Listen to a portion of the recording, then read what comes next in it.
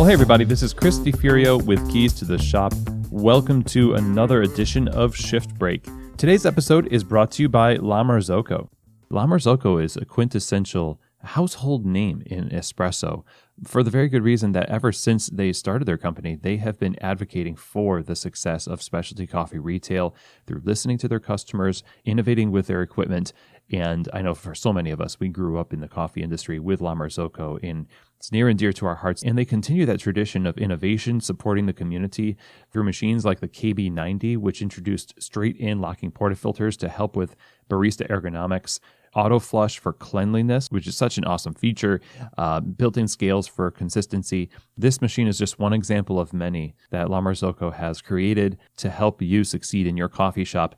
La Marzocco is available to help you get the right machine for your shop. All you need to do is reach out to info@lamarzocousa.com to talk to one of their salespeople.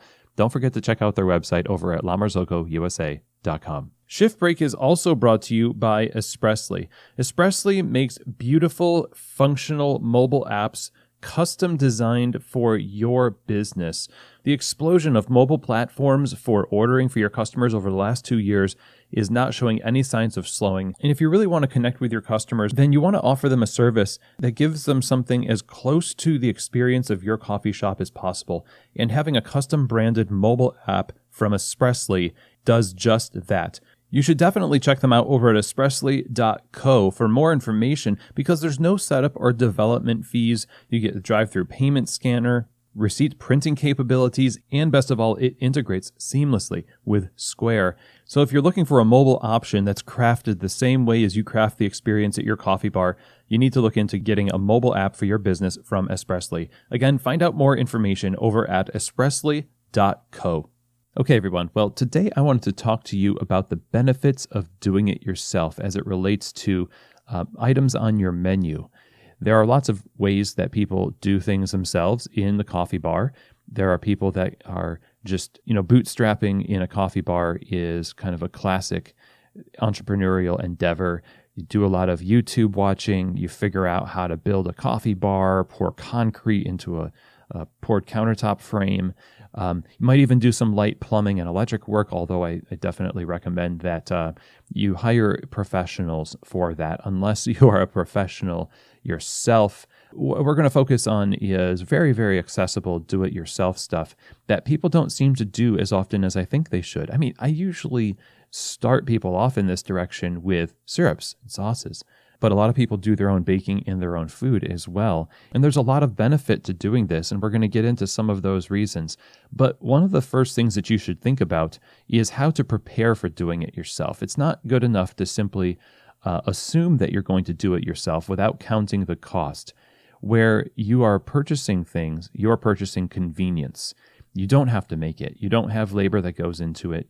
You may have waste, but you don't have to have storage or inventory for the items like mayonnaise and ham and cheese and croissants and other things that you might freeze. There's a lot that goes into making your own menu, and you can tell when people didn't realize exactly how this was going to work when they first started because their storage area is just insane. It's like an explosion of disorganized food product chaos because previous to this, they didn't necessarily have any experience in producing in mass sandwiches, wraps, soups, things like that. So if you're going to do it yourself, the first thing that you need to think about is what's it going to look like? What do I need to do all of these things? And do I have the space available to it? And even do I have the appropriate space for it? You might, in terms of how your space is built, be limited by legalities. People want you to put a hood in if you want to get something going on an open flame, for example. A lot of people choose to use electric ranges, not ranges, but hot plates. And they can get around rules like that, but your mileage may vary depending on where you are. But you got to think about the space. You have to think about the cost of the inventory and whether or not you're going to be able to move that many sandwiches to be able to make housing that inventory worth it. And you also have to consider the labor involved. Who's going to make all these sandwiches? When are they going to do it? And you are going to have to pay somebody to do that. You also have to consider the systems involved. So you have to have standards for how sandwiches are made. How many slices of cheese or ham, maybe you want to do it by weight, and you have to tell people what to do and how to do it with this, and then train them to do it well. And there's all of that involved. Now, I'm not painting a really pretty picture of doing it yourself right now on purpose, because in the beginning, it will be a little bit tedious to do it yourself. Making money from baked goods, for example, will require a lot of initial cost where you, for the first 6 months or up to a year, might not make back the initial investment after you purchase all of the equipment, the mixer, the deck oven, the ingredients, all that stuff. But over time, you will start to make that money back, and then you'll start to become profitable. The cost of goods for your food items being somewhere around 30% versus the cost of goods for purchasing a sandwich or a cookie can be 50 to 60%. So you have to consider that there's some lead time of investment that you have to be willing to take on that includes the labor, the cost of goods, building it out, to be able to see profitability in the long run, which is a mindset that you have to have when you're doing it yourself, especially when it comes to something that requires a lot of specialized equipment like baked goods. Now, making sandwiches and things like that from cold meats and cheeses and whatnot, that doesn't necessarily require a lot of investment into specialized equipment. If you get things pre-sliced, that's a way to do it. A lot of people like to slice their own. That's an investment. So whatever you choose to do, you got to think about the initial cost, then how much money you're going to save per item, and then project how many you're going to sell. And then you'll see how long it will take you to make your money back and become profitable. This is the kind of project that I've overseen in the past where it was a very small space. There was 3 stores, and we were just paying out the nose for baked goods and sandwiches, and the waste was killing us. The money we paid to have it brought in was killing us, and we weren't in control of the quality either. That's a whole nother thing. And yeah, your vendor might replace an item, but most vendors are going to be a little bit sluggish in repairing damages done, and usually they'll just refund you some money for things, or they might argue that it's not even really that big of a deal to be damaged, and your baristas might not even catch it. Selling a sandwich that has a piece of bread that's cut way shorter than another piece, then a barista might not notice that, and a customer might not want to complain about it. And so what happens is they just let it pass or don't even notice it. When it comes to menu items like baked goods and food, you have to imagine that people that are running your operation day in and day out, aside maybe from the manager, are not going to be critically examining every single piece unless it's very, very wrong. Like, this is like half a cookie, literally. It looks like somebody took a bite out of it. We're not going to sell it. Versus having lots of different sized cookies, having very thin bread on the bottom and thick bread on top. There's a lot of gray area quality control-wise that baristas generally and even managers are just not going to know how to make the call, and they'll sell it because they're also compelled not to make a fuss. And also out of self-preservation, it's busy in the cafe, and it promotes quality blindness in a sense. That's not I'm not saying these people are wrong for doing that. It's just the reality. When you do things yourself, you have control over the quality of each item before it even gets into the store. And you also have a more direct line of communication to help control the inventory, because now you're invested and you have more motivation to stay in touch with that. So those are some of the things that you need to consider to really make this work. And you'll find that it works a lot better if you are dedicated to making it work over the long term and scaling it across your cafe, your stores.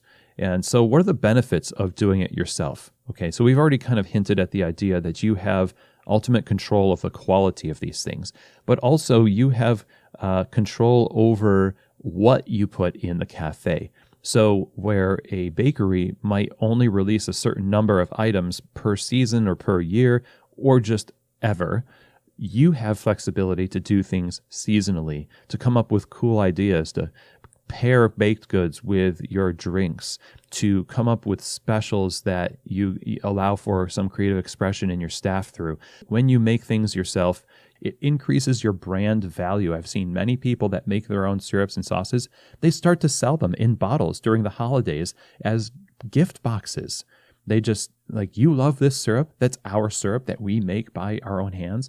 Well, now you can bring it home for the holidays. These are great marketing opportunities. You are in the driver's seat. And if you're the type of person who might be more inclined to want that, then this is definitely a benefit. Now, you just might be the type of person that says, well, I'm going to make my money somewhere else, and I am just going to buy everything else in. Well, this might not be the episode for you, but maybe I'll balance your perspective a little bit. The idea of having flexibility in your menu is also a marketing tool. So when you're making your own syrups and sauces, for example, you can market that you make your own. When you make your own, made in-house, it sells a lot better than something that's just on the shelf, pumped into a drink, or slapped onto a plate.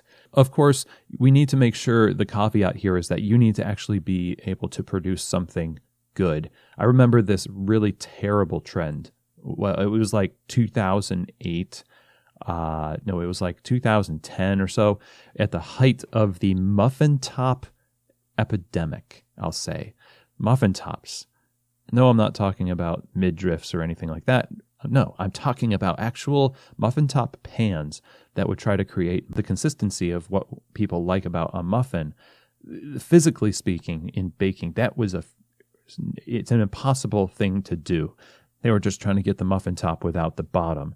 And it's the classic Seinfeld reference, like top of the muffin to you. It was terrible because they were always soggy. They looked like they'd been left out in the rain. And we would sell them to people, and you could kind of see the, half I should be excited because it's funny it's named Muffin Top, and half I really don't know if this is something I want, but it's the only thing you have, so I have to buy it. You can't delude yourself into thinking, well, people are buying it because it's good. If it's literally the only option in town and you're the only person selling these types of things, it might just be that you're holding people hostage to mediocrity. So you have to make sure that you're comparing yourself against excellent players in the game. Like if you're producing syrups and sauces and cookies and things, make them the best you possibly can, so that you can sell them on their merit. Then you can sell them on their novelty, which is made in-house, made by our hands. And what that means really is made for you by us. And so you can market that. And that flexibility allows you to create seasonal items.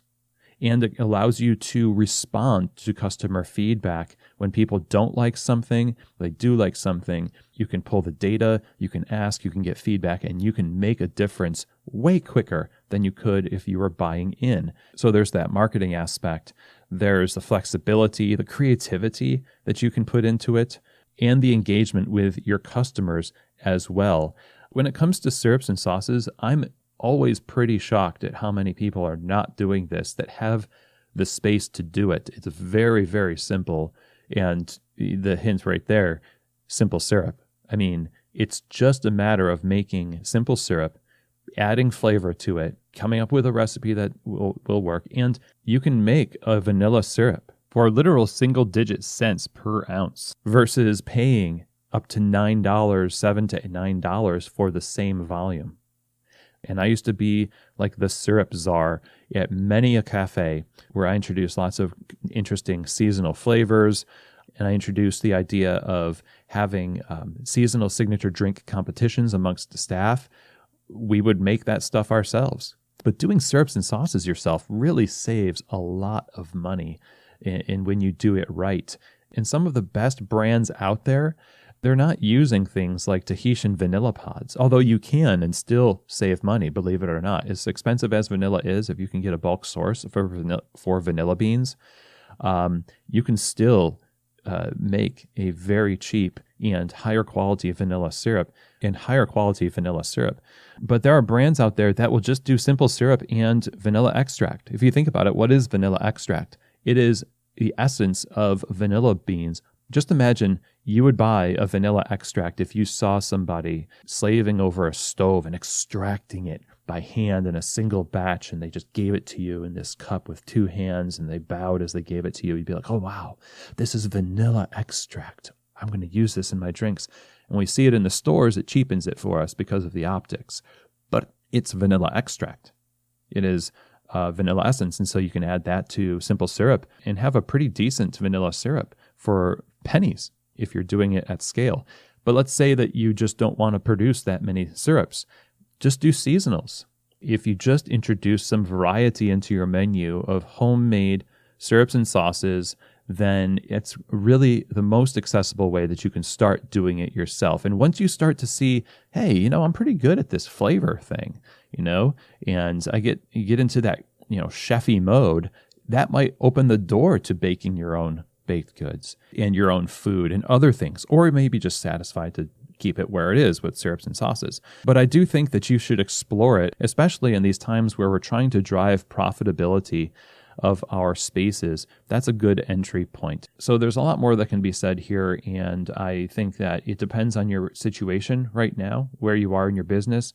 And I hope that some of what we've discussed today has helped you consider at least doing it yourself. I think there's a lot of benefit there. And that is all for today. Thanks everybody for joining me today. And I will see you here next week on another edition of Shift Break. From keys to the shop.